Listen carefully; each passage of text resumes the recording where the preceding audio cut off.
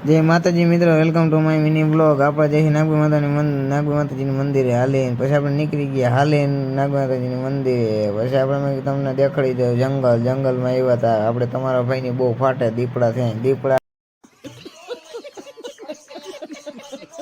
તમને મેં કીધું અમારા ભાઈબંધને દેખાડી દઉં. અમારો ભાઈબંધ જો બકરા જેવો હોવ, અને મેં તમને છકડો દેખાડી દઉં ત્યાં તગો. બસ તમારા ભાઈને પરસ્યો બહુ વળતો હતો. પછી તો હું પાણી પી લીધું, ઈંચી પાણી પીવું પેલું, બીજું તો શું કરવું. પછી આ જો બેલા પડ્યા હતા, મલકના બેલા છે, જોતા હોય તો કોમેન્ટ કરજો.